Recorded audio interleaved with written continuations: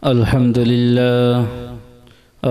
لله نحمده ونستعينه ونستغفره ونؤمن به ونتوكل عليه ونعوذ بالله من شرور أنفسنا ومن سيئات أعمالنا من يهده الله فلا مضل له ومن يضلله فلا هادي له ونشهد أن لا إله إلا الله وحده لا شريك له ونشهد أن سيدنا وسندنا وحبيبنا ومولانا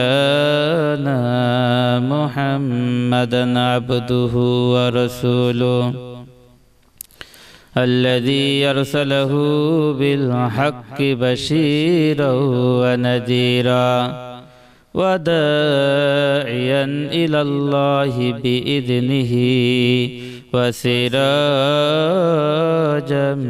منيرا فقد قال الله تعالى في كلامه المجيد والفرقانه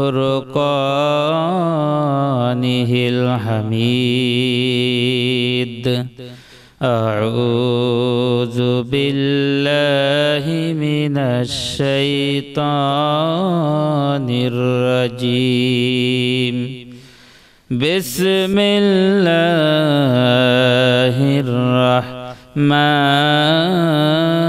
الرحيم يا أيها الذين آمنوا اتقوا الله وابتغوا إليه الوسيلة وجاهدوا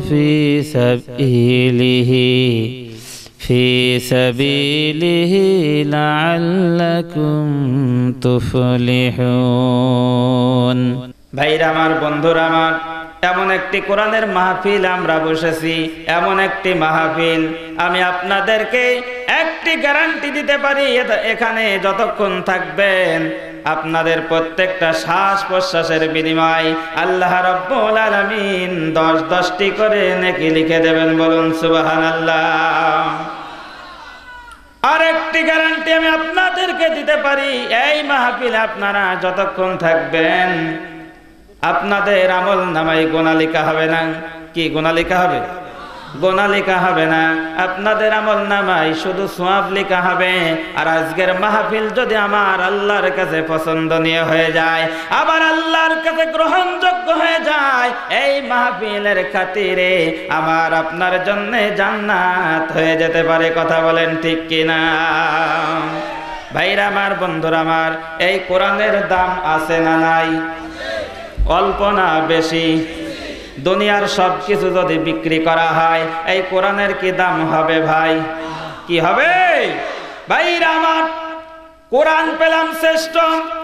যত নবী রাসূল আল্লাহ রাব্বুল আলামিন দুনিয়াতে পাঠিয়েছেন, সব নবী রাসূলের চাইতে শ্রেষ্ঠ নবী হলো আমাদের নবী মুহাম্মদ রাসূলুল্লাহ। ঠিক কিনা? ভাইরা আমার, কোরআন পেলাম শ্রেষ্ঠ, নবী পেলাম শ্রেষ্ঠ, উম্মত হলাম শ্রেষ্ঠ। বলেন আমাদের কাজ দরকার শ্রেষ্ঠ কিনা? শ্রেষ্ঠ কাজ হওয়ার দরকার কিনা? ভাইরা আমার, আমরা শ্রেষ্ঠ কাজ করি না, শ্রেষ্ঠ কাজে আসি না। আমরা যেখানে খারাপ কাজ হয়, গান বাজনা হয়, যেখানে অশ্লীল বেহায়াপনা হয়, ওই জায়গায় বাংলার মুসলমান ছুটে যায়। সেখানে দাওয়াত দেওয়া লাগে না, এমনিতে চলে যায়। আর যেখানে ভালো কাজ হয় সেখানে বাংলার মুসলমানকে পাওয়া যায় না। কথা বলেন ঠিক কিনা? ভাইরা আমার, বন্ধুরা আমার, একান্ত প্রিয় আপনজনের আমার, এই কোরআনকে যারা মানবে তারা যদি রিক্সা চালক হয়, এই কোরআনকে যারা মানবে তারা যদি কুলি মজুর হয়, এই কোরআনকে যারা মানবে তারা যদি গরিব হয়, এই কোরআনকে মানার কারণে আল্লাহ রাব্বুল আলামিন তাদেরকে হিরো বানায় দেবেন। আর এই কোরআনকে যদি না মেনে কোরআনের সাথে যদি গাদ্দারি করেন, কোরআনের সাথে বিয়াদবি করেন, আলেম ওলামাদের সাথে বিয়াদবি করেন, তাহলে আপনি দুনিয়াতে ধনী হতে পারেন, লক্ষ কোটি টাকার মালিক হতে পারেন, আল্লাহ আপনাকে জিরো বানায় দিতে পারেন। কি আল্লাহ পারে? আল্লাহর কি ক্ষমতা আছে?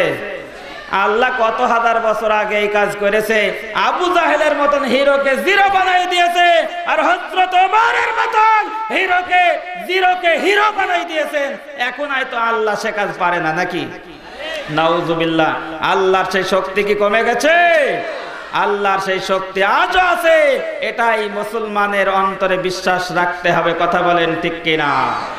ভাইরা আমার, যুগে যুগে যত নবী রাসূল কালেমার দাওয়াত দিয়েছে, তাওহীদের দাওয়াত দিয়েছে, রিসালাতের দাওয়াত দিয়েছে, একাত্মবাদের দাওয়াত দিয়েছে, তারা দাওয়াত দিতেছে, মার খেয়েছে, জুলুম নির্যাতনের শিকার হয়েছে, তারপরেও এই দাওয়াত থেকে তারা দূরে সরে যায় নাই। কথা বলেন ঠিক কিনা? আজকেও যদি তাকবীর, নারায়ে তাকবীর, কোরআন আছে যেখানে আমরা আছি সেখানে, কোরআন নেই যেখানে আমরা নাই সেখানে। তাকবীর। আলহামদুলিল্লাহ। ভাইরা আমার, একান্ত প্রিয় আপনজনের আমার, এই কোরআন আমাদের কাছে আছে, কোরআন আমাদের হবে সংবিধান। কথা বলেন ঠিক কিনা? মুসলমানের কোরআন হবে কলিজা। মুসলমানের কলিজা থেকে কোরআন যদি বের হয়ে যায়, সেই মুসলমানের কোনো দাম নাই। কি দাম আছে ভাই? দাম আছে। প্রত্যেকটা নবী রাসূল তাওহীদের দাওয়াত দিয়েছেন, রিসালাতের দাওয়াত দিয়েছেন, একাত্মবাদের দাওয়াত দিয়েছেন। এই দাওয়াত দিতে যে তারা মার খেয়েছেন। আজকেও আমাদের সেই কাজ আমাদের উপরে এসেছে, সেই কাজ আমাদের করার দরকার। ঠিক কিনা? কথা বলেন ঠিক কিনা?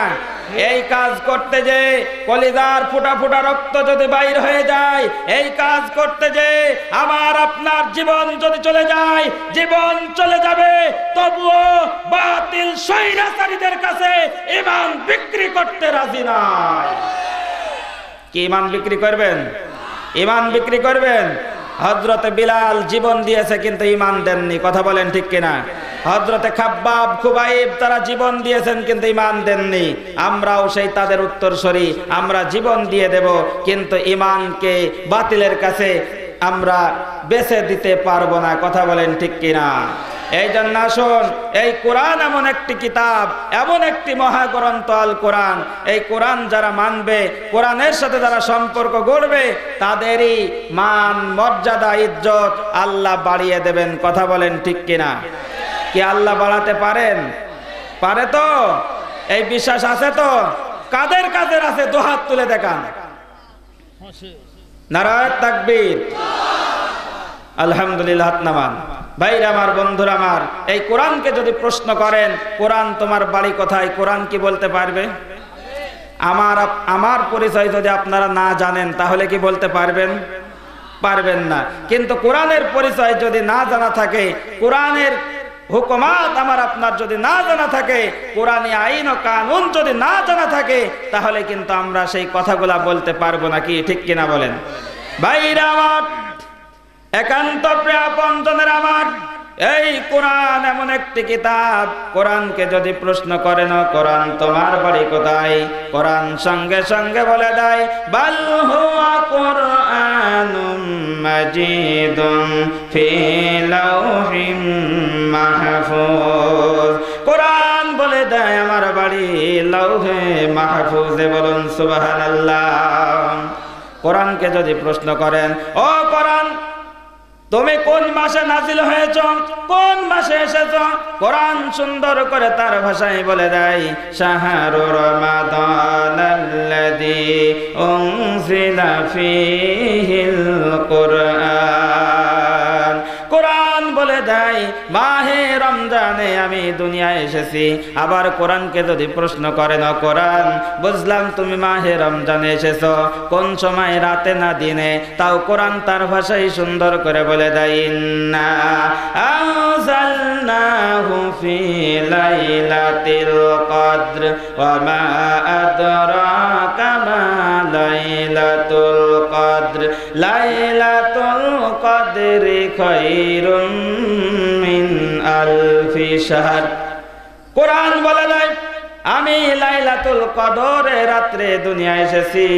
এই কোরআনকে যদি প্রশ্ন করে না কোরআন, আমি মানুষ, আমার রাজনীতি করা লাগে, অর্থনীতি, সমাজনীতি সবকিছু আমার করা লাগে, এরকম ভাবে জমিনে চলাফেরা করা লাগে। ও কোরআন, আমি যে দুনিয়াতে জীবন যাপন করব, ওই সবগুলিকে তোমার ভিতরে খুঁজলে পাওয়া যাবে নাকি?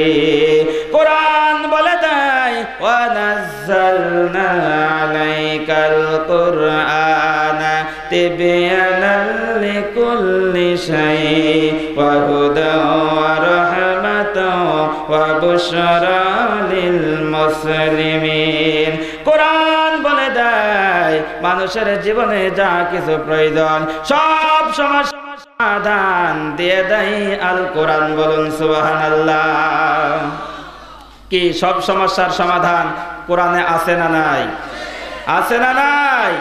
ভাইরা আমার, এই কোরআনের দাওয়াত যখন আমার আপনার নবী বিশ্ব নবী জনাবে মুহাম্মদ রাসূলুল্লাহ সাল্লাল্লাহু আলাইহি ওয়াসাল্লাম দিতে গেলেন, ওই সময় আবু জাহেল, উতবা, শাইবা, ওয়ালিদ বিন মুগিরা তারা রেগে গেল। কিভাবে এই কোরআনের দাওয়াতকে বন্ধ করা যায়, এই কোরআনের হুকুমতকে বন্ধ করা যায়, ষড়যন্ত্র করলো। ভাইরা আবার আমি কোরআনের আলোচনার দিকে যাব না, আমি অন্য আলোচনা করব। তার আগে কিছু কথা আপনাদেরকে বলে নিতে হচ্ছে। এই কারণেই ভাইরা আমার, কোরআন এমন একটি কিতাব, কোরআনকে মানলে সেই ব্যক্তি হিরো হয়ে যায়।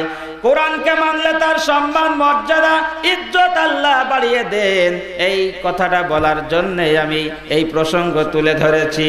ভাইরা আমার, বন্ধুরা আমার, এই কোরআনের দাওয়াত দেওয়ার কারণে আবু জাহেল খেপে গেল, উতবা খেপে গেল, শাইবা খেপে গেল। তারা এক পর্যায়ে বলতে লাগলো, আব্দুল্লাহর বেটা মুহাম্মদের মাথা যে কাটতে পারবে তাকে পুরস্কৃত করা হবে। কেউ রাজি হলো না। একজন রাজি হয়ে গেল, আপনারা ইতিহাস জানেন। তারপরেও ইমানদারদের সামনে যখন কোরআন হাদিসের ইতিহাসগুলা বলা হয়, সাহাবা একরামদের ইতিহাসগুলা বলা হয়, ইমানদারদের ইমানি চার্জ বেড়ে যায়। কথা বলেন ঠিক কিনা? ভাইরা আমার, হযরত ওমর তখন মুসলমান হননি, তিনি দাঁড়িয়ে গেলেন, আমি আব্দুল্লাহর বেটা মুহাম্মদের মাথা কাটতে পারবো। দেখেন সম্মান কিভাবে বাড়ে, মর্যাদা কিভাবে বাড়ে। ভাইরা আমার, খোলা তরোয়ার নিয়ে চোখ মোটা মোটা করে লাল করে যখন রাস্তা দিয়ে চলে যায়, এইরকম অবস্থায় বন্ধু নাইমের সাথে দেখা হয়ে যায়। বন্ধু নাইম বলে, ও বন্ধু, হাতে খোলা তরোয়ার, এদিকে তোমার চোখ মোটা মোটা, ব্যাপারটা কি, তুমি কোথায় যাও? তখন ওই হযরত ওমর বলে, আমাকে ছেড়ে দে, আজকে আব্দুল্লাহর বেটা মুহাম্মদের মাথা কেটে নিয়ে আসবো। বলুন নাউজুবিল্লাহ। রাসূলের প্রতি মহব্বত, ভালোবাসা আমাদের কম না বেশি? ভাইরা আমার, বন্ধুরা আমার, ওই হযরত ওমর বলতেছে, আমাকে ছেড়ে দাও, আব্দুল্লাহর বেটা মুহাম্মদের মাথা আজকে কাটবো।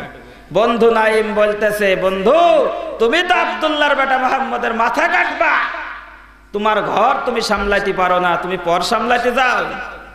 হযরত ওমর বলতেছে, তুমি কি বলতে চাও? তখন বন্ধু নাইম বলতেছে, তুমি যে আব্দুল্লাহর বেটা মুহাম্মদের মাথা কাটতে যাচ্ছ, তোমার বোন আর বোনাই ওই আব্দুল্লাহর বেটা মুহাম্মদের কালেমা পড়ে মৌলবাদ হয়ে গেছে। কি হয়ে গেছে? আমাদেরকে তো অনেকে মৌলবাদ বলে গালি দেয়। আসলে মৌলবাদ বললে আমরা বেজার হই না। মৌলবাদ শব্দটি এসেছে মূল থেকে। কোথায় থেকে? কোথায় থেকে? মূল হচ্ছে আল্লাহ, মূল হচ্ছেন রাসূল, মূল হলো কোরআন, মূল হলো হাদিস। কথা বলেন ঠিক কিনা? আমরা আছি মূলে। কথা বলেন ঠিক কিনা?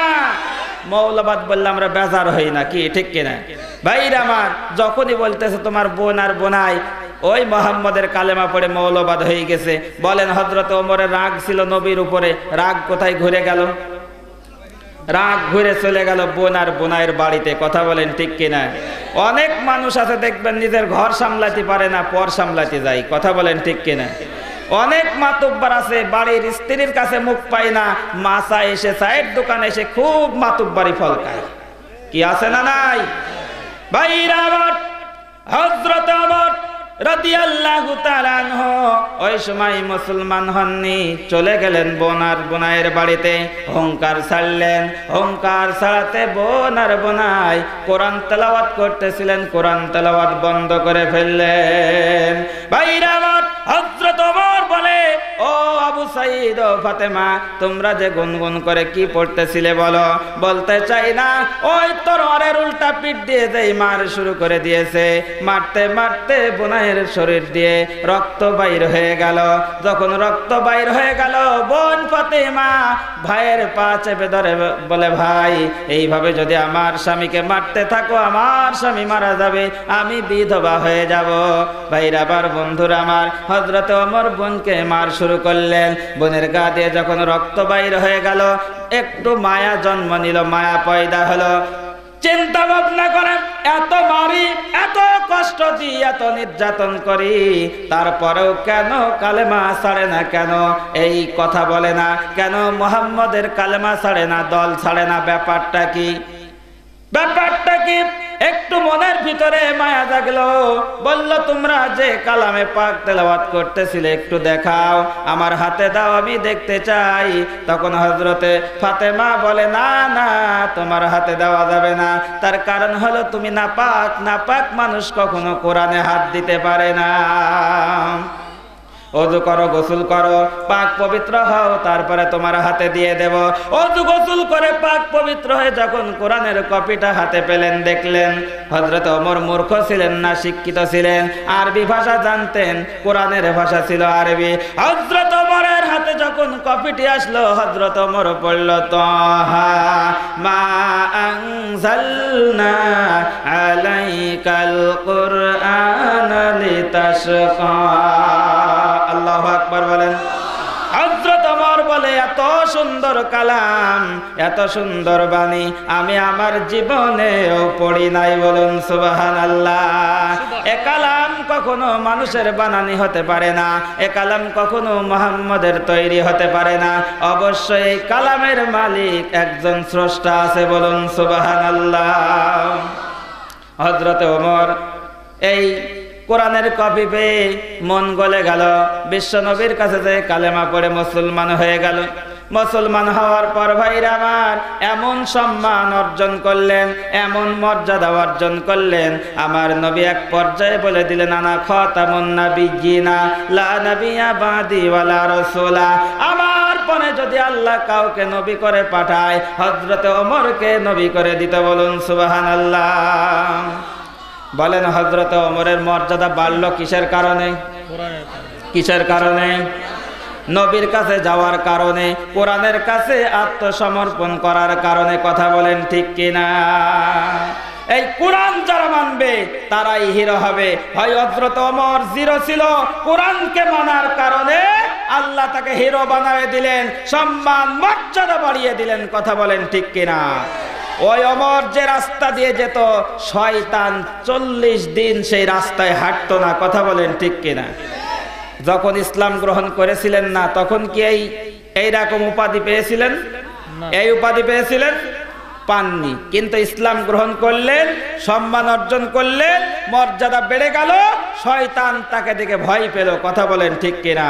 ভাইরা আমার, আমরাও মুসলমান, সেই ওমরের উত্তরসূরি, সেই বিশ্বনবীর উম্মত। আজকে আমরাও যদি কোরআনকে ধারণ করি, বিশ্বনবীর আদর্শকে গ্রহণ করি, অবশ্যই অবশ্যই আমাদের সম্মান মর্যাদা আল্লাহ বাড়িয়ে দিতে পারেন। কথা বলেন ঠিক কিনা? ভাইরা আমার, তাহলে এই কোরআন আমরা মানব তো? কি কথা বলেন, মানব তো? কোরআনের কথা শুনে রাগ করব না তো? চুলকাচুলকি করব না তো? ভাইরা আমার, অ্যালার্জি থাকলে বেগুন খেলে চুলকায়, ইলিশ মাছ খেলেও চুলকায়। কথা বলেন ঠিক কিনা? যাদের ভিতরে ইমানে অ্যালার্জি আছে, কোরআনের কথা শুনলে ঠিকই তাদের চুলকাবে। কি কথা বলেন? চুলকাবে কিনা? যতই চুলকা চুলকি করো, কাজ হবে না, কথা হবে কোরআন থেকে। কথা বলেন ঠিক কিনা? আমি সূরাতুল মায়েদার 35 নম্বর আয়াতে কারিমা তেলাওয়াত করেছি। এই মায়েদা, এই সূরাটি নাজিল হয়েছে মদিনা শরীফে। কোন জায়গায়? মদিনায়। এই সূরাতের আয়াত আছে 120টা। কয়টি আয়াত আছে? রুকু আছে 16টি। কয়টি? এই সূরার ভিতরে আল্লাহ রাব্বুল আলামিন ওযু পাক পবিত্রর ব্যাপারে আলোচনা করেছেন। এই সূরার ভিতরে আল্লাহ রাব্বুল আলামিন মদ জুয়া লটারি যে হারাম করেছেন সে কথাও আলোচনা করেছেন। এই সূরার ভিতরে আল্লাহ রাব্বুল আলামিন তাকে ভয় করার কথা বলেছেন। এই সূরার ভিতরে আল্লাহ রাব্বুল আলামিনের জাহান্নাম থেকে মুক্তি পাওয়ার জন্য, আল্লাহর ধরা থেকে মুক্তি পাওয়ার জন্য ওসিলা তালাশের কথা বলেছেন। এই সূরার ভিতরে আল্লাহ রাব্বুল আলামিন জিহাদ ফি সাবিলিল্লাহর কথা বলেছেন। আল্লাহর জমিনে আল্লাহর দ্বীনকে প্রতিষ্ঠিত করতে হবে, সেই কথাও আল্লাহ এই সূরার ভিতরে বলেছেন। কথা বলেন ঠিক কিনা? আমরা কিন্তু অপব্যাখ্যা করা শুরু করেছি এদানিং আমরা বলে থাকি যে জিহাদ, ওরে বাবা মারামারি কাটাকাটি, ওর ভেতরে যাব না। আসলে জিহাদ মানে কি মারামারি কাটাকাটি? বলেন মারামারি কাটাকাটি? জিহাদ এমন একটি জিনিস, জিহাদ হলো আরবি শব্দ, আল্লাহর দ্বীনকে প্রতিষ্ঠিত করার জন্য যে প্রাণান্তকর চেষ্টা করা হয় জান এবং মাল দিয়ে, সেই কাজটি হচ্ছে জিহাদ। আমি আপনাদের কাছে আলোচনা করে শোনাবো তাকওয়া। কোন মানুষের ভিতরে যদি তাকওয়া পয়দা হয়, আল্লাহর ভয় পয়দা হয়, ওই মানুষটি কখনো খারাপ পথে যেতে পারে?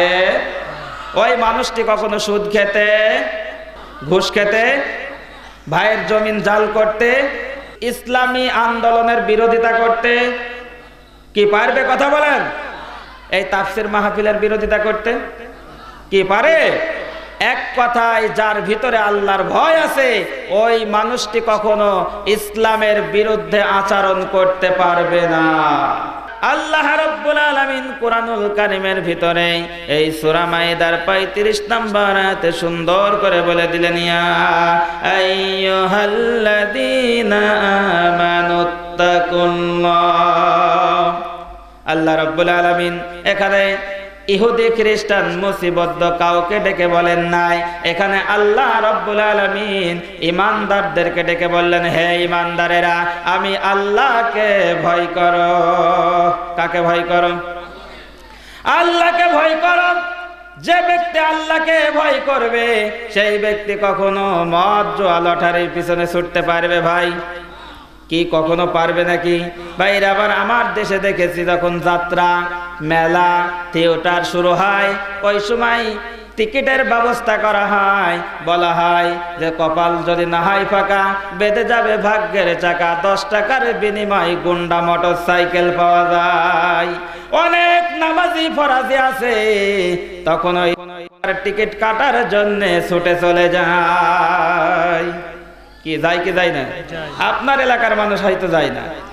টিকিট কাটার জন্য 10 টাকার মোটরসাইকেল নেওয়ার জন্য অনেক নামাজিও বলে যে দেখি আমার নামে একটা কাটবো, আমার স্ত্রীর নামে কাটবো, আমার ছেলে মেয়ের নামে কাটবো, বা কার কপাল ভালো দেখবো। কপাল চেক করার জন্য টিকিট কাটে। কথা বলেন ঠিক কিনা? এই টিকিট কাটা হালাল না হারাম? কি কি কথা বলেন? এই হারাম কাজ কি আমরা করব? এই হারাম কাজকে আল্লাহ হারাম করেছেন, এটা কি কোরআনে আছে? কি কথা বলেন? আছে? কেউ বলছে নাই, কেউ বলছে আছে। ভাইরা আমার, মুখের কথা নাই, দলিল নিয়ে যেতে হবে। আল্লাহ রাব্বুল আলামিন কোরআনুল কারীমের ভিতরে বলে দিলেন, ইয়া আইয়ুহাল্লাযীনা আমানু ইন্নামাল খামরু ওয়াল মাইসিরু ওয়াল আনসাবু ওয়াল আজলাম রিজসুম মিন আমালিশ শাইতান ফাজতানিবুহু লাআল্লাকুম তুফলিহুন। আল্লাহু আকবার বলেন। আরেকবার জোরে বলেন আল্লাহু আকবার। আল্লাহ রাব্বুল আলামিন বলেন, হে ঈমানদারেরা, তোমাদের জন্য মদ জুয়া লটারি প্রতিমা যা কিছু এগুলা সব হারাম করা হয়েছে, আর এই কাজগুলা হলো শয়তানের কাজ। কার কাজ? কার কাজ? শয়তানের কাজ। তাহলে ভাইরা আমার, আজকে থেকে খেয়াল করবেন, কোন নামাজি, কোন মুসলমান যারা ইমানদার বলে দাবি করে, তারা যদি ওই কাজ করে, তারাও শয়তানে পরিণত হবে। কথা বলেন ঠিক কিনা? ভাইরা আমার, বন্ধুরা আমার, আল্লাহর ভয় যাদের ভিতরে থাকবে, আল্লাহর ভয় যারা করে চলবে, তারা কখনো কি মদ খেতে পারবে নাকি? ভাই মুসলমান 95% মানুষ ওই আশা, বিরাগ, দরিদ্র বিমোচন, জমি বন্ধকের ভিতরে জড়িয়ে গেছে। এই বিদ্যায় হয়তো আপনাদের মন খারাপ হয়ে গেল, হুজুর এতক্ষণ ভালোই বলছিলেন, এই কথাটা বলার কি দরকার ছিল? তাই তো নাকি ভাইরা আমার? সুদ, ঘুষ, মদ এইরকম গর্হিত কাজ করা যাবে না। আমার আল্লাহ রাব্বুল আলামিন বলেন, ইয়া আইয়ুহাল্লাযীনা আমানুত্তাকুল্লাহা ওয়া যারু মা বাকিয়া মিনার রিবা ইন কুনতুম মুমিনিন। আল্লাহু আকবার বলেন। আল্লাহ রাব্বুল আলামিন বলেন, হে ঈমানদারেরা, আমি আল্লাহকে ভয় করো। ওয়াদারু মা বাকিয়া মিনার রিবা ইন কুনতুম মুমিনিন। মুমিন বলে যদি দাবি করো, সুদের বকিয়া ছেড়ে দাও। ভাইরা আমার, বন্ধুরা আমার, ইমানদার যদি বলে দাবি করেন, মুমিন বলে যদি দাবি করেন, সুদের বকিয়া ছাড়তে হবে। যদি না ছাড়েন, আল্লাহ রাব্বুল আলামিন পরবর্তী আয়াতে ধমক দিয়ে বললেন, ফা ইল্লাম তাফআলু ফাযানু বিহারবিম মিনাল্লাহি ওয়া রাসূলি। যদি সুদ না ছাড়ো, ঘুষ না ছাড়ো, আমি আল্লাহ এবং আমার রাসূলের সাথে যুদ্ধ করার প্রস্তুতি নিয়ে নাও। বলেন, আল্লাহ রাসূলের সাথে যুদ্ধ করবেন? কে হাত তোলেন। কি যুদ্ধ করতে পারবেন? কি যুদ্ধ করতে পারবেন? যুদ্ধ করেছিল নমরুদ, কথা বলেন ঠিক কিনা? ইব্রাহিম আলাইহিস সালামকে বলল, ইব্রাহিম তোমার আল্লাহকে আমি শেষ করে দেব, আমার সাথে মাতব্বারি, তোমার আল্লাহকে আমি শেষ করে দেব। তীর মেরে দিলেন। আল্লাহ কি শেষ হয়ে গিয়েছিল নাকি?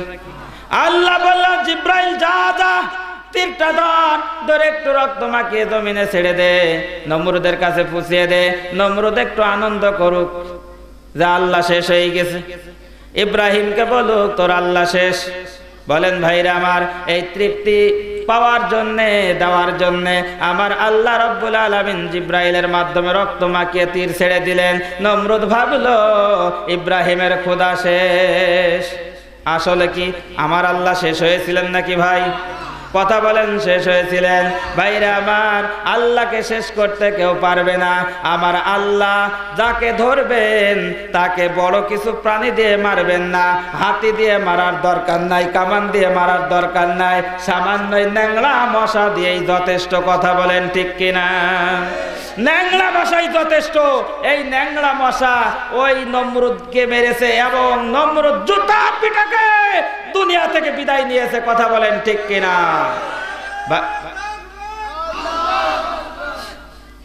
ভাইরা আমার, নমরুদ জুতা পিটা খেয়ে বিদায় হয়েছে। বলেন, আজকেও যারা নমরুদের মতন আচরণ করবে, নমরুদের আত্মা হবে, নমরুদের বন্ধু হবে, তারাও কিন্তু জুতা পিটা খাবে। কথা বলেন ঠিক কিনা? নমরুদের সাবধান হয়ে যান, সাবধান হয়ে যান। নমরুদি আচরণ, নমরুদের কার্যকলাপ বাদ দিয়ে দেন, আল্লাহর নবীর আদর্শ গ্রহণ করুন, আল্লাহকে ভয় করুন, তাহলে আল্লাহ রাব্বুল আলামিন আমাকে আপনাকে মুক্তি দান করবেন। কথা বলেন ঠিক কিনা? ভাইরা আমার, বন্ধুরা আমার, একটু কান খাড়া করে শোনেন। এই আল্লাহকে ভয় যারা করবে তারা কখনো সুদের পথে পা বাড়াবে না, ঘুষের পথে পা বাড়াবে না। ভাইরা আমার, আমাদের নবী জনাব মুহাম্মদ রাসূলুল্লাহ সাল্লাল্লাহু আলাইহি ওয়াসাল্লামের কন্যা মা ফাতেমার বাড়িতে নবীজি গেলেন, গিয়ে বললেন, ও ফাতেমা, ও ফাতেমা, ও ফাতেমা বলে তিনটি বার ডাক দিলেন। ফাতেমা ডাকের সাড়া দেয়, কিন্তু কথা নবীজির কান মুবারক পর্যন্ত পৌঁছায় না। যখন বের হয়ে আসলেন, এসে বললেন, আব্বাজি, ইয়া রাসূলুল্লাহ, ইয়া হাবিবাল্লাহ, আমি আপনার সামনে হাজির হয়েছি। নবীজি বললেন, ও ফাতেমা, আমার আল্লাহকে আমি একটিবার ডাক দিলে আমার এক ডাকে আল্লাহ সাড়া দিয়ে দেয়। আমি আঙুল দিয়ে ইশারা করলে চাঁদ দুই খণ্ডিত হয়ে যায়। ও ফাতেমা, তোমাকে তিনবার ডাকলাম, তুমি কেন ডাকের সাড়া দাও না? ফাতেমা বলে, ইয়া রাসূলুল্লাহ, ইয়া হাবিবাল্লাহ, আপনার ডাকে সাড়া দিচ্ছি, কিন্তু আপনি আমার কথা শুনতে পাচ্ছেন না, আমার কথা আপনার কান মোবারক পর্যন্ত পৌঁছায় না। ইয়া রাসূলুল্লাহ, ইয়া হাবিবাল্লাহ, আপনার জামাই গরিব মানুষ, আজ 1 সপ্তাহ যাবত আমার বাড়িতে কোনো চুলা জ্বলে নাই। আপনার নাতি হাসান হুসাইন কানতে কানতে ঘুমিয়ে পড়েছে। ক্ষুধার যন্ত্রণায় আমি এরকম ভাবে কষ্ট করে আছি। ভাইরা আমার, বন্ধুরা আমার, হযরতে ফাতেমা বলে, ইয়া রাসূলুল্লাহ, আমার সমাজে সুদ ভিত্তিক অর্থনৈতিক ব্যবস্থা চালু আছে। আমি মনে মনে ভাবলাম আমি একটু ওই তাদের কাছ থেকে সুদের টাকা নিয়ে ক্ষুধার ব্যবস্থা করব, খাবারের ব্যবস্থা করব, আমার হাসান হুসাইনের ক্ষুধার নিবারণ করব। আমার সমাজের মানুষ তো এইভাবে করে। যখন এই চিন্তা ভাবনা করলাম, চিন্তা করার সাথে সাথে আমার ওই আয়াতে কারিমা মনে পড়ে গেল, ফাইল্লাম তাফআলু ফাযানু বিহারবিম মিনাল্লাহি ওয়া রাসূলিহি। ইমানদার বলে যদি দাবি করো, মুমিন বলে যদি দাবি করো, সুদের বকিয়া ছেড়ে দাও। আর সুদ যদি না ছাড়ো, আল্লাহ এবং রাসূলের সাথে যুদ্ধ করার প্রস্তুতি নাও। ইয়া রাসূলুল্লাহ, ইয়া হাবিবাল্লাহ, আপনার সাথে আমি যুদ্ধ করতে পারবো না, আল্লাহর সাথে যুদ্ধ করতে পারবো না, তাই আমি ওই খারাপ পথে পা বাড়াই নাই। ফাতেমার জীবন চলে যাবে, তাও সুদের পথে ফাতেমা পা বাড়াবে না। বলুন সুবহানাল্লাহ। বলেন, এই ফাতেমার এই জীবন, এই আদর্শ আমাদের দরকার আছে না নাই? কথা বলেন, আছে না নাই? আমরা বলি জীবন বাঁচানো ফরজ। কি কথা বলেন? জীবন বাঁচানো ফরজ, জীবন বাঁচাইতে হবে। ভাইরা আমার, বন্ধুরা আমার, জীবন বাঁচাইতে হবে। মা ফাতেমার মতন জীবন আমাকে আপনাকে গ্রহণ করতে হবে। আমার সমাজে অনেক মা আছে, ভাইদেরকে উপদেশ দেয় আর বলে যে দেখো অমুক সকিনার পিতা ওই আশা থেকে বিরাট থেকে 40,000 টাকা ওই বিরাট থেকে নিয়েছে, নিয়ে গরু কিনেছে, জমি বন্ধক নিয়েছে, নেওয়ার পরে এইভাবে তাদের আস্তে আস্তে তারা ধনী হয়ে গিয়েছে। আমরাও এইভাবে নেব কি? এরকম উপদেশ দেয় কি দেয় না? অনেকে উপদেশ দেয়, আবার অনেক ভাই এই উপদেশ গ্রহণ করে, অনেকে এই উপদেশ গ্রহণ করেও না। কথা বলেন ঠিক কিনা? ভাইরা আমার, বন্ধুরা আমার, একান্ত প্রিয় আপনজনের আমার, এই উপদেশ যারা গ্রহণ করবে তারাই কঠিন বিপদের ভিতরে পড়ে যাবে। কখনো সুদখোর, ঘুষখোর, এই সুদ ঘুষ যারা খাইবে তাদের ভিতরে কখনো আল্লাহর ভয় থাকতে পারে। কোন মানুষের ভিতরে যদি আল্লাহর ভয় থাকে, আল্লাহকে ভয় করে চলে, ওই মানুষটি কখনো কোনো খারাপ কাজ করতে পারে না, খারাপের দিকে যেতে পারে না, খারাপ আচরণ তার ভিতরে থাকতে পারে না। কারণ ভাইরা আমার, আল্লাহ রাব্বুল আলামিন সেই কথাই বলতেছেন কুরআনুল কারীমে, ইয়া আইয়ুহাল্লাযীনা আমানুত্তাকুল্লাহা ওয়া কুনু মা'আস-সাদিকিন। আল্লাহ রাব্বুল আলামিন বলেন, হে ঈমানদারেরা, আমি আল্লাহকে ভয় করো, আমি আল্লাহকে ভয় করো, আর সলিহিন সত্যবাদীদের সঙ্গী হয়ে যাও। সলিহিন সত্যবাদীদের সঙ্গী হতে বলছেন যারা আল্লাহকে ভয় করে তাদেরকে। কিন্তু ভাইরা আমার, আমরা আল্লাহকে ভয় করি কতটুন আমার জানা নাই। আমরা তো নাস্তিক মুরতাদদের সঙ্গী হয়েছি, আমরা বেঈমানদের সঙ্গী হয়েছি। আমরা বেঈমানি করতে করতে একেবারে সেই বেঈমান ইহুদি খ্রিস্টানদের দালালে পরিণত হচ্ছি। ভাইরা আমার, বন্ধুরা আমার, এই অবস্থা যদি আমার আপনার হয়, তাহলে আমার আপনার ভিতরে আল্লাহর ভয় কতটুকু আছে? এই জন্য আল্লাহর ভয় অন্তরে পয়দা করতে হবে, আর মুসলমান না হয়ে মরা যাবে না। কথা বলেন ঠিক কিনা? ভাইরা আমার, আল্লাহ রাব্বুল আলামিন কোরআনুল কারীমের ভিতরে সেই কথাই বলে দিলেন, ইয়া আইয়ুহাল্লাযীনা আমানুত্তাকুল্লাহা হাক্কা তুকাতিহি ওয়া লা তামুতুন্না ইল্লা ওয়া আনতুম মুসলিমুন। আল্লাহু আকবার বলেন। আল্লাহ রাব্বুল আলামিন বলেন, হে ঈমানদারেরা, আমি আল্লাহকে ভয় করো, ভয় করার মতো ভয় করো, আর খবরদার মুসলমান না হয়ে মৃত্যুবরণ করো না। তার মানে বোঝা গেল ইমানদার হলেই মুসলমান হওয়া যায় না। কথা বলেন ঠিক কিনা? ইমানদার মুসলমান হতে হবে, ইসলামের কাছে আত্মসমর্পণ করতে হবে। ইসলাম যতদিন আছে এই মুসলমান ততদিন থাকবে। কথা বলেন ঠিক কিনা? ভাইরা আমার, যদি কোনো মানুষ ইমানদার হয়, কোনো মানুষ যদি আল্লাহকে ভয় করে কাজ করতে পারে, কোনো মানুষ যদি আল্লাহর ভয় অন্তরে পয়দা করে, ঈমান আর আল্লাহর ভয় যদি অন্তরে পয়দা করে চলতে পারে, আমার আল্লাহ রাব্বুল আলামিন বলে দিলেন, ওয়ালাউ আন্না আহলাল কুরা আমানু ওয়াত্তাকাউ লাফাতাহনা আলাইহিম বারাকাতিন মিনাস সামাই ওয়াল আরদ।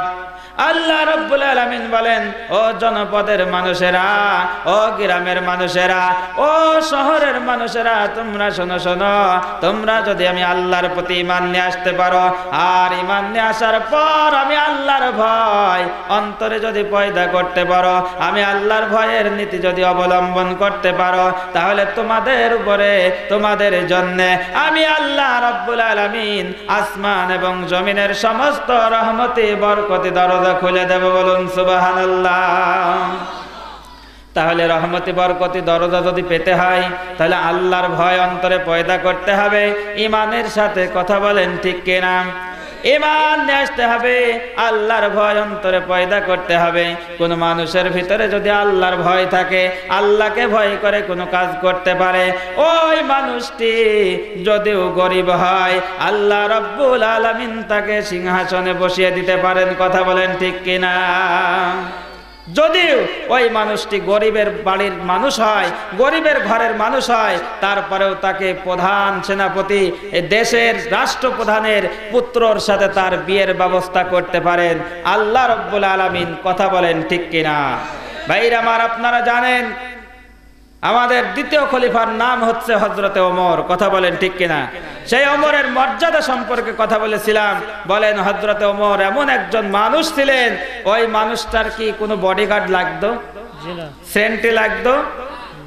অর্ধ পৃথিবীর বাদশা, তার কোনো বডিগার্ড লাগতো না, সেন্টি লাগতো না। তার ভিতরে ভয় ছিল কার? আল্লাহর ভয় ছিল। রাত্রে ঘুরে ঘুরে দেখতেন আমার কোন প্রজা অনাহারে, আমার কোন মানুষটি কষ্টের ভিতরে আছে, ঘুরে ঘুরে দেখতেন। রাতের গভীরে ঘুরতে ঘুরতে একটা বাড়ির ভিতর থেকে একটা আওয়াজ ভেসে আসলো। মেয়ে বলতেছে, মা আমি আগামী কালকে আর বাজারে দুধ বিক্রি করতে যাব না। মা বলে, কেন যাবি না? বলতেছে, মা আমার পরনে একটা মাত্র কাপড়, কাপড়টা ছিঁড়ে গিয়েছে, আমার লজ্জা করে আমি যাব না। মা বলতেছে, ওরে মেয়ে, তুই যদি এই দুধ বিক্রি করে যদি আজকে কাপড় কিনিস, আমাদের তো খাবার হবে না, আবার যদি খাবার কিনিস তাহলে তো তোর কাপড় কিনা হবে না। একটি কাজ কর, বকরি দহন করে 1 কেজি দুধ হয়, ওই 1 কেজি দুধের ভিতরে আর 1 কেজি পানি মিশিয়ে দে। তাহলে কয় কেজি হবে? বলেন, দুধে পানি মিশানি ভেজাল আপনাদের এলাকায় আছে? আপনাদের এলাকায় নাও থাকতে পারে, আমার মেহেরপুরে আছে দুধে পানি মিশাই। এইরকম ভেজাল, বলেন ভেজাল সব জায়গায় আছে। কথা বলেন ঠিক কিনা? এই জন্য একজন কবি বলেছেন, দেখি ভেজাল শুনি ভেজাল, ভেজাল খাবার খাই, আশেপাশে সবই ভেজাল, আসল জিনিস নাই। কথা বলেন ঠিক কিনা? ভাইরা আমার, বন্ধুরা আমার, একান্ত প্রিয় আপনজনের আমার, হযরতে ওমর রাদিয়াল্লাহু তাআলা আনহু এই কথাটা শুনলেন। এই কথা শুনতেছেন, ঘরের পিছনে দাঁড়িয়ে দাঁড়িয়ে মা আর মেয়ে কথা বলতেছে। মেয়ে তখন বলতেছে, মা তুমি কি জানো দুধে যে পানি মিশাতে বলতেছো, তুমি জানো এই দেশ কিসের হুকুম দিয়ে চলে? মা বলতেছে, এই দেশ কোরআনের আইন দিয়ে চলে। তখন বলতেছে, মা তুমি কি জানো এই দেশের রাষ্ট্রপ্রধান কে? বলতেছে হযরতে ওমর। এই কথা যদি শোনে কি অবস্থা হবে তুমি কি জানো নাকি? মা তখন বলে, মেরে হযরতে ওমর কি আমাদের ঘরের পিছনে দাঁড়িয়ে আছে নাকি? মেয়ে তখন বলে, মা ও গো মা, হযরতে ওমর যদি আমাদের ঘরের পিছনে দাঁড়িয়ে না থাকে, ও মা, দুনিয়ার কোন মানুষ যদি দুধে পানি মিশানো না দেখে, বলো বলো, দুনিয়ার মানুষকে যে আল্লাহ সৃষ্টি করেছে, হযরতে ওমরকে যে আল্লাহ সৃষ্টি করেছে, তোমাকে আমাকে যে আল্লাহ সৃষ্টি করেছে, ও মা বলো বলো, ওই আল্লাহর চোখে কি ফাঁকি দেওয়া যাবে নাকি? আপনারা বলেন, ওই আল্লাহর চোখে ফাঁকি দেওয়া যাবে? যখন ওই মেয়েটা এই কথা বলল যে আল্লাহর চোখ তো ফাঁকি দেওয়া যাবে না, এই কথা শোনার পর হযরতে ওমর ওই বাড়িতে একটা সিলমোহর মেরে দিয়ে চলে গেলেন। বাড়িতে চলে গেলেন। সকাল হয়ে গেল। পুলিশ বাহিনীকে বলে দিল, যা যা অমুক জায়গায় একটি ঘরে আমি সিল মেরে এসেছি, ওই বাড়িতে মার মেয়ে আছে, ধরে নিয়ে আয়। যখন সকালে পুলিশ চলে এসেছে, এইরকম অবস্থায় ভাইরা আমার, বন্ধুরা আমার, ওই মেয়েটি তখন বলে, ও পুলিশ ভাইরা, গত রাত্রে আমার বুড়ি মা কি বলতেছে, কি বলেছে ঠিক নাই, আমার মাকে মাফ করে দাও, আমার মাকে আমাকে নিয়ে যেও না। পুলিশ বাহিনী বলতেছে, আমাদের অর্ডার হয়েছে তোমাদেরকে নিয়ে যাওয়ার, মাফ করার ক্ষমতা আমাদের। ভাইরা আমার, বন্ধুরা আমার, ওই মার মেয়েকে যখন পুলিশ বাহিনী ধরে নিয়ে গেল হযরতে ওমর রাদিয়াল্লাহু তাআলা আনহুর রাজ দরবারে নিয়ে যাওয়ার পর ওই মেয়েটি হযরত ওমরকে বলতেছে, না আমিরুল মুমিনিন, খলিফাতুল মুসলিমিন, গত রাত্রে আমার মা কি বলতেছে, কি বলেছে ঠিক নাই, বুড়ি মানুষ, আমার মাকে মাফ করে দেন। হযরত ওমর বলতেছে, না না, মাফ করা যাবে না। ওই মেয়েটি তখন বলে, মা আমিরুল মুমিনিন, যদি মাফ না করা যায়, আমার মায়ের শাস্তিটা আমাকে দিয়ে দিন। হযরতে ওমর তখন বলতেছে যে দোষ করবে একজন, শাস্তি দিতে হবে আর একজনকে, এটা ইসলাম কখনো মেনে কি নেবে? ইসলাম কি মেনে নেয়? আমার বাংলাদেশে এখনো এই কায়দা চলে, কথা বলেন ঠিক কিনা?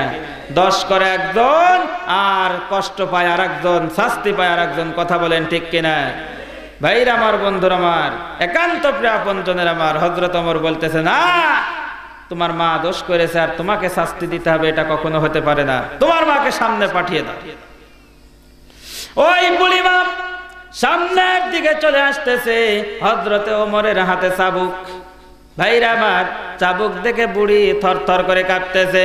হযরত ওমর রাদিয়াল্লাহু তাআলা আনহু বুড়ির হাতে চাবুক দিয়ে দিলেন আর বললেন, ও বুড়ি, তোমার স্বামী মারা গিয়েছে কয়েক বছর হয়ে গেল, আমি খোঁজ খবর নিতে পারি নাই, আমি তোমাদের বাড়িতে খাবার পৌঁছিয়ে দিতে পারি নাই। ও বুড়ি, আল্লাহর দরবারে আমি ওমরের ব্যাপারে যেন কোনো নালিশ করো না, যদি তোমার রাগ হয়, আমি ওমর তোমার কাছে পিঠ পেতে দিলাম, তোমার মনের মতন তুমি আমাকে এই চাবুক দিয়ে আঘাত করো, তবুও আল্লাহর দরবারে আমি ওমরের ব্যাপারে নালিশ করো না। ওমরের ভয় ছিল কার প্রতি? কথা বলেন, কার প্রতি? ভাইরা আমার, বন্ধুরা আমার, এই জন্য কবি একজন বলেছে, এমন যদি হতো আমার দেশের শাসকেরা আবু বকরের মতো, হতো ওমরেরই মতো। বলেন, এমন যদি হতো আমার দেশের শাসকেরা আবু বকরের মতো, হতো ওমরেরই মতো। প্রজার দুঃখে তাদের চোখে আসতো না যে ঘুম, সারা দেশে পড়ে যেত শান্তি সুখের ধুম, সারা দেশে পড়ে যেত শান্তি সুখের ধুম, ঠিক কিনা? হযরত ওমরের মতন একজন শাসক যদি থাকতো, এই দেশে আর অশান্তির দাবানলে জ্বলতো না, কথা বলেন ঠিক কিনা? ভাইরা আমার, এই দেশ হযরত ওমরের মতন শাসক দরকার। ভাইরা আমার, আপনারা জানেন পাশে ভারত, ভারতের ইন্দিরা গান্ধী বলেছিল, এই পৃথিবীকে যদি শান্ত করতে হয়, এই পৃথিবী থেকে যদি সন্ত্রাস মুক্ত করতে হয়, এই পৃথিবীকে যদি ভালো করতে হয়, এই পৃথিবীকে যদি শান্তিতে ফিরিয়ে নিয়ে আসতে হয়, মুসলমানদের সেনাপ্রধান, মুসলমানদের হযরত ওমরকে এখনো দরকার, কথা বলেন ঠিক কিনা? ভাইরা আমার, সেই ওমর যদি এখনো থাকতো, এই দেশে এই হট্টগোল থাকতো না, এই দেশ শান্তিতে পরিণত হয়ে যেত, কথা বলেন ঠিক কিনা? ভাইরা আমার, বন্ধুরা আমার, একান্ত প্রিয় আপনজনের আমার, হযরত ওমর বলতেছে, ও বুড়ি, তুমি সামনের দিকে আসো। চাবুক বুড়ির হাতে দিয়ে দিল। বুড়ি, তুমি আমাকে আঘাত করো, তোমার রাগ তুমি দুনিয়াতে মিটিয়ে নাও, আমার আল্লাহর দরবারে যেন তুমি নালিশ করো না, নালিশ করলে তো আমি সেই দিন কাঠগড়ায় ধরা পড়ে যাব, বিপদ হয়ে যাবে। ভাইরা আমার, ওই বুড়ি হযরত ওমরের পিঠে আঘাত না করে চাবুক ফেলে দিলেন। চাবুক ফেলে দেওয়ার পর হযরত ওমর রাদিয়াল্লাহু তাআলা আনহু বলতেছে, ও বুড়ি, তুমি যখন আঘাত করলেই না, তুমি যখন কিছু বললেই না, আর একটা বিপদে ফেলবো, তোমার বিচার আমি করবই, তারপরে তোমাকে ছাড়বো। হযরত ওমর যখন এই কথা বলেছে, বুড়ি তখন বলতেছে, আপনি আঘাত করতে বললেন, আমি আঘাত করলাম না, আবার কি বিপদ, আবার কি বিচার আপনি করবেন? তখন হযরত ওমর বলতেছে, ও বুড়ি রে, বিচার হলো আরেকটা, তোমার যে মেয়ে, ওই মেয়ের সাথে আমার পুত্র আব্দুল্লাহর বিয়ে দিতে হবে। বুড়ি তখন বলতেছে, আমিরুল মুমিনিন, আপনার কি মাথা খারাপ হয়ে গেছে? কোথায় আপনি আর কোথায় আমি? কথা বলেন ঠিক কিনা? কোথায় নিয়ামত আলী আর কোথায় জিতুর কালী? একজন গরিবের মেয়ের যদি বিয়ের কথা বলা হয়, সামান্য একজন মেম্বারের ছেলের সাথে প্রস্তাব দেয়া যদি হয়, বলেন ওই মেম্বার কি মেনে নেবে? মেম্বার কি কথা শুনবে? মেম্বার হুঙ্কার দিয়ে বলবে, তোর এত বড় সাহস, ফকির হয়ে আমার ছেলের সাথে তোর মেয়ের বিয়ের প্রস্তাব দিস? কি বলবে, কি বলবে না? যে হযরত আমিরুল মুমিনিন বলতেছে, তোমার মেয়ের সাথে আমার পুত্র আব্দুল্লাহর বিয়ে দিতে হবে, এই কথা শোনাতে ভাইরা আমার, বন্ধুরা আমার, মেয়েটি বিশ্বাসই করতে পারছে না। না না, এটা হতে পারে না। হযরত আমিরুল মুমিনিন ওই বুড়িকে ডেকে বললেন, ও বুড়ি রে, তুমি গরিব মানুষ, তুমি গোয়ালেনি, এইটা ভেবে আমি তোমার মেয়ের সাথে আমি আমার পুত্রর বিয়ে দিতে চাচ্ছি তা নয়। তার কারণ হলো, আমি অনেক দিন ধরে একটা পুত্রবধূ খুঁজতেছি তোমার মেয়ের মতন। তার কারণ, তুমি যখন গভীর রাত্রে বলতেছিলে ওই দুধের ভিতরে পানি মিশানোর কথা, তোমার মেয়ে বলেছিল এই দেশের রাষ্ট্রপ্রধান হলো হযরত ওমর, যদি শোনে কি অবস্থা হবে মা, হিসাব করে দেখেছ? তুমি তখন বলেছিলে তোর ওমর কি আমাদের ঘরের পিছনে দাঁড়িয়ে আছে।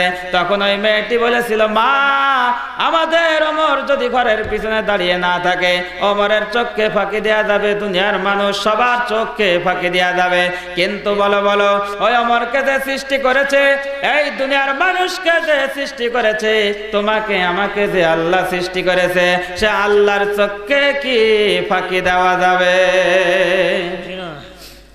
তোমার মেয়ের ভিতরে আল্লাহর ভয় আছে, আল্লাহর ভয় থাকার কারণে তোমার মেয়ের মতন একজন পুত্রবধূ আমার দরকার। বলুন সুবহানাল্লাহ।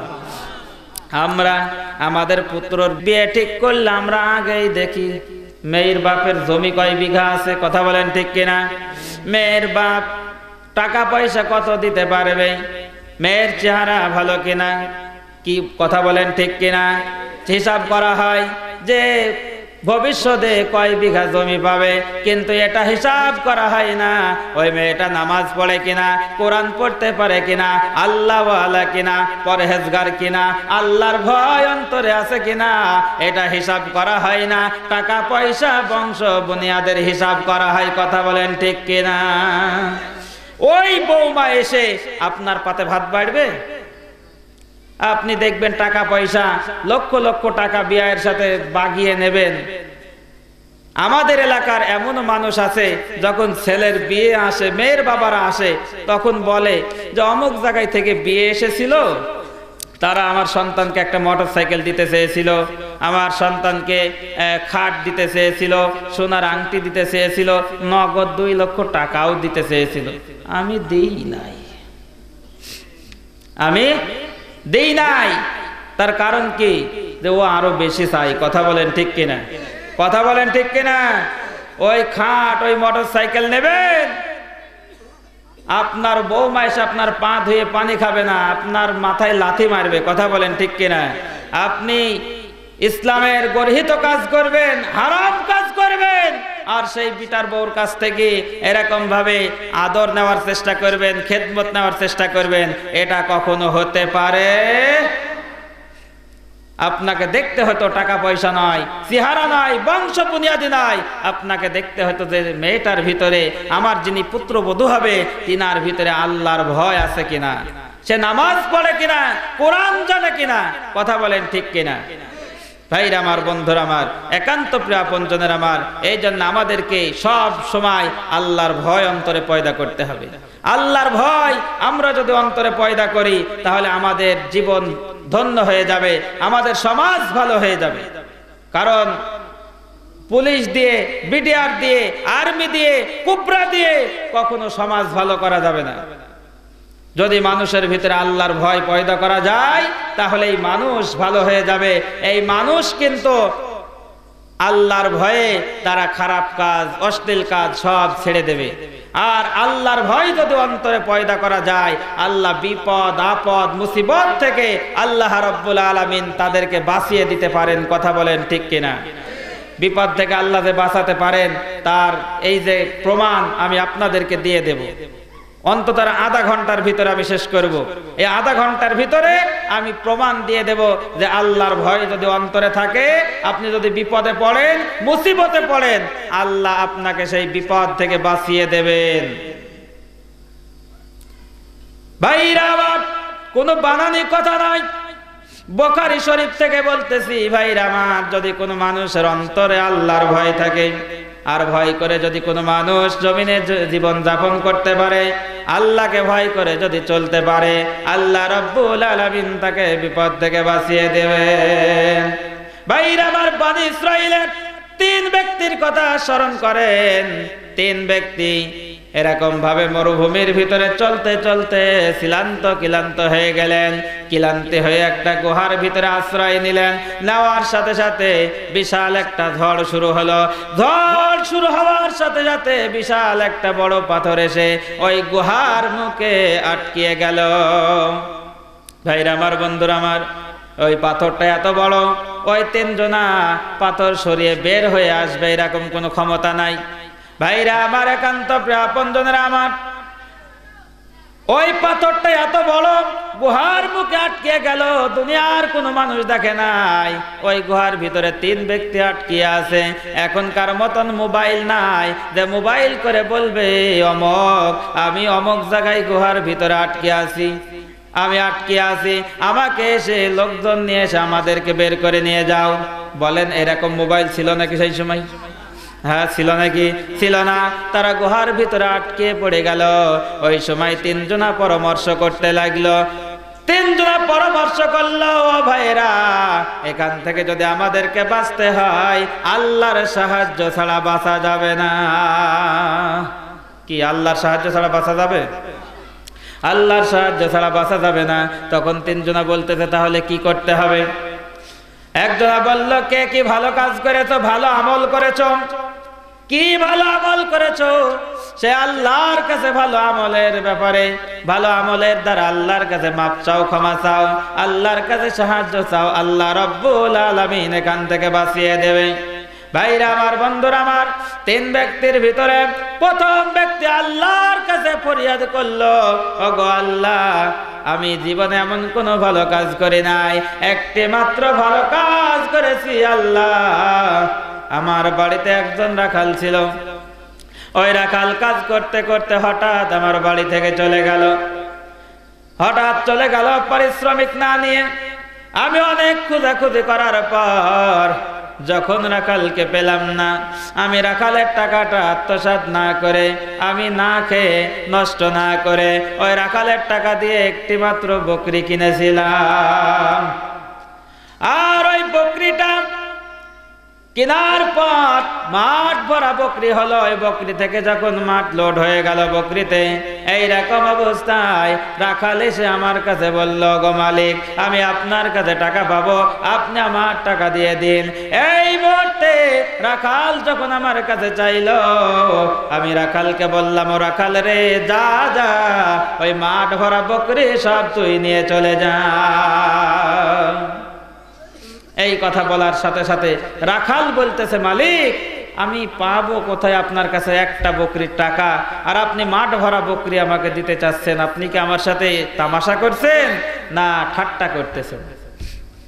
বলেন ভাইরা আমার, আপনাদের এই 1000 বিঘা থেকে যদি শিবগঞ্জ বাজারে অটো রিকশায় চড়ে যান সকালবেলায়, আর ওই শিবগঞ্জ বাজারে যে অটো রিকশাওয়ালাকে যদি 1000 টাকার নোট বের করে দেন, ও অটো রিক্সাওয়ালা কি বলবে যে সকালবেলায় 1000 টাকার নোট দেখাচ্ছ, তুমি কি টাকার গরম দেখাও নাকি?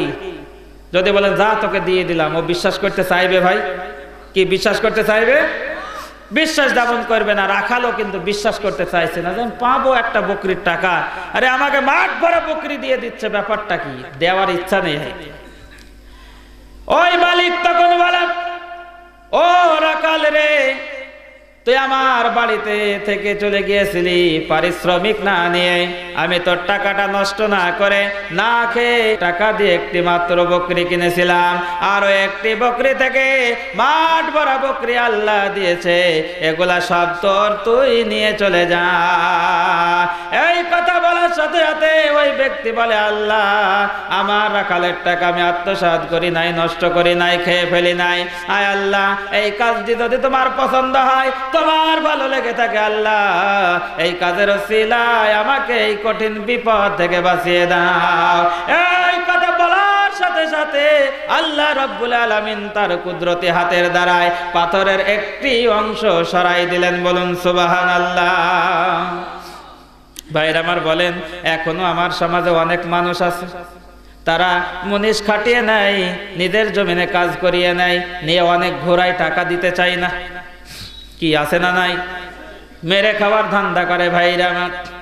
ওই ভালো কাজ করার কারণে, ওই ভালো কাজের ওসিলায় আল্লাহর কাছে মাপ চাইলো, বিপদ থেকে মাপ পেল, একটা পাথরের একটি অংশ সরে গেল, কিন্তু মানুষ বের হওয়ার মতন কোনো পথ হলো না।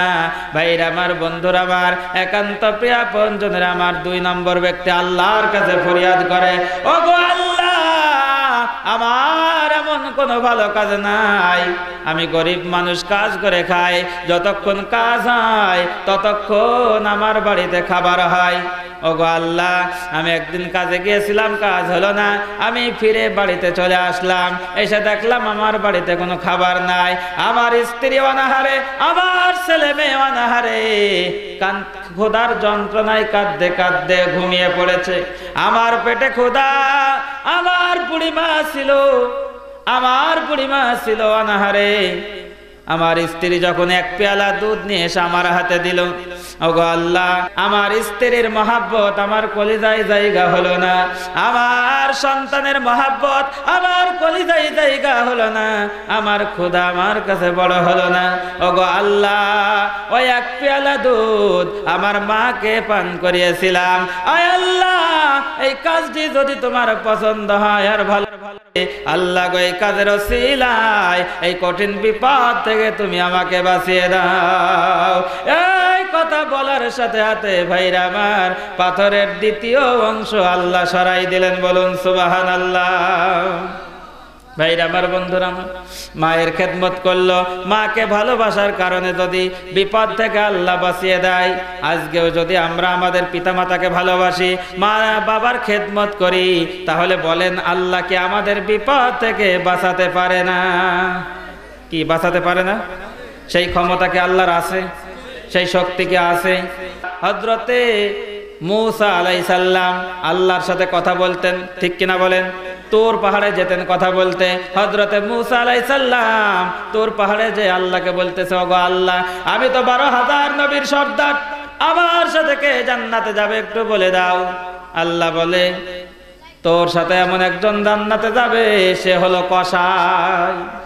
বলতেছে আল্লাহ, আল্লাহ, আমি 12,000 নবীর সর্দার, আর আমার সাথে একজন কসাই জান্নাতে যাবে, এটা কেমন করি হয়? আল্লাহ রাব্বুল আলামিন বললেন, ও মূসা রে, তুমি চলে যাও, অমুক বাজারে চলে যাও, গিয়ে ওই কসাইয়ের বাড়িতে তুমি দাওয়াত নাও, তাহলেই বুঝতে পারবে কিভাবে সে তোমার সাথে জান্নাতে যাবে। ভাইরা আমার, বন্ধুরা আমার, বলেন আপনাদের শিবগঞ্জের যদি এমপি সাহেব এসে একজন গরিবের বাড়িতে যদি দাওয়াত চেয়ে নেয়, সেই গরিব মানুষটা খুশি হবে না বেজার হবে? খুশি হবে। আর বলি, বাবা, এমপির ছোঁয়া আমার বাড়িতে লেগেছে, আমার সাথে হিসাব করি কথা কবি, নাহলে 14 গোষ্ঠী জেলে ভরে দেবে। কি কথা বলেন, ঠিক কিনা? ভাইরা আমার, তার পাওয়ার বেড়ে যায়, ঠিক কিনা বলেন? হযরতে মূসা আলাইহিস সালাম যখন ওই কসাইকে গিয়ে বলছে, কসাই, আমি আল্লাহর নবী মূসা, তুমি তো জানো আমি তোমার বাড়িতে একবেলা দাওয়াত নিতে চাই।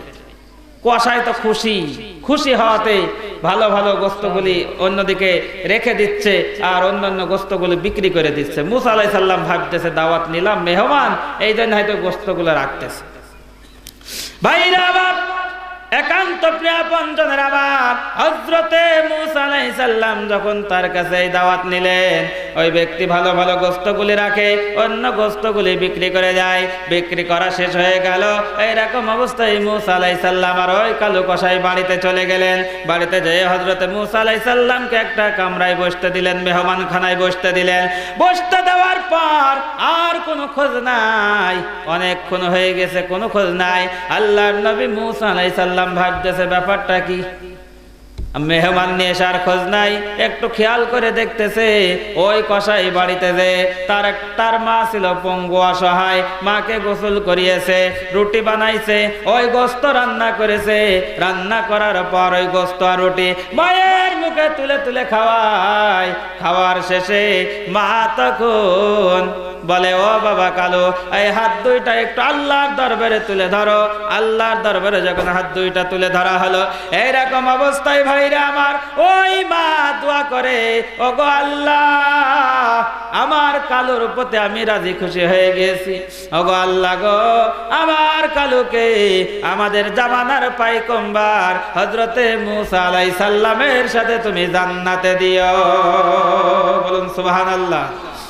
ভাইরা আমার এই কথা শোনার পর হযরতে মুসা আলাইহিস সালাম কালুকে ডাকলেন, ও কালু রে, তোর কোনো আমল আল্লাহর দরবারে কবুল হয়েছে কি জানি না, কিন্তু ও কালু শুনে রাখ, তোর মায়ের খেদমত করার কারণে, মাকে ভালোবাসার কারণে আল্লাহ রাব্বুল আলামিন আমাকে জানিয়ে দিয়েছে তুই কালু আর আমি নবী মুসা একই সাথে জান্নাতে থাকবো।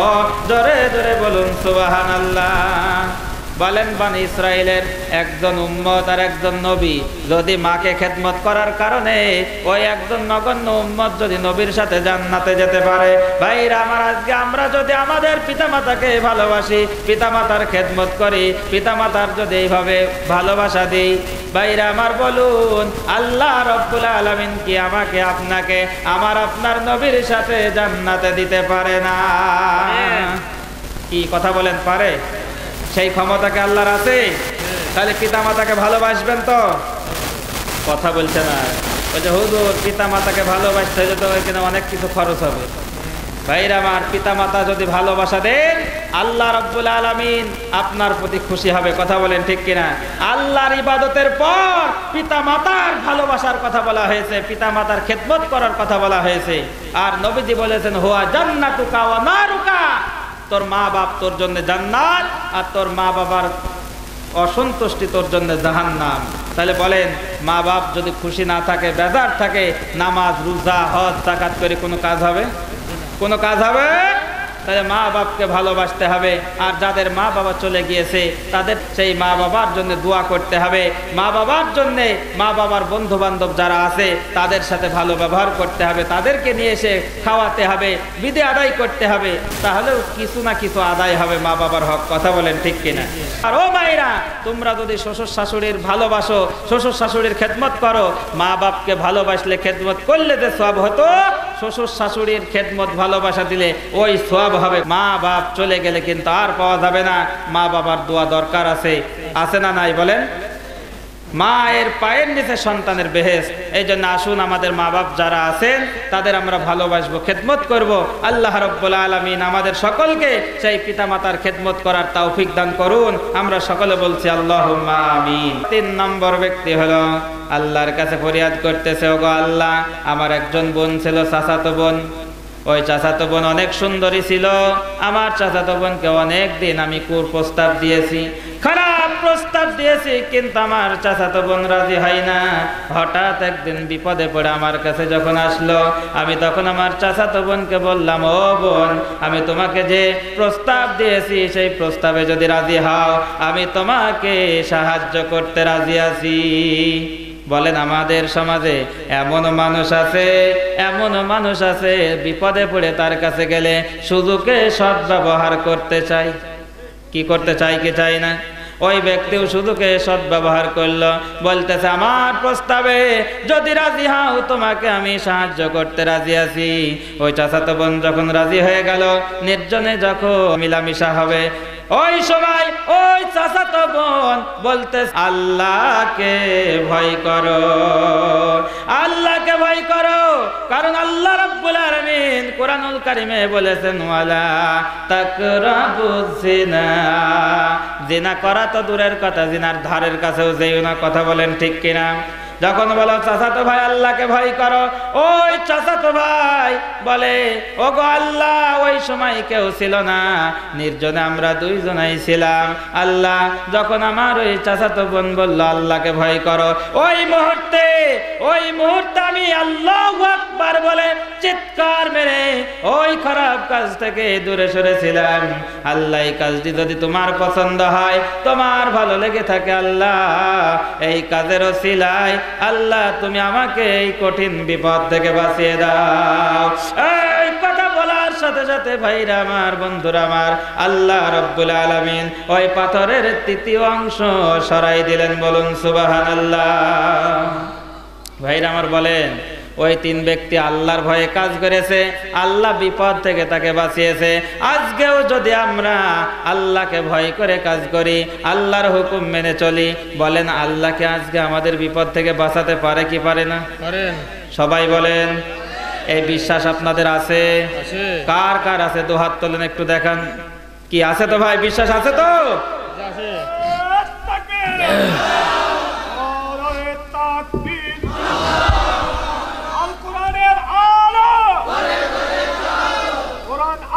যেখানে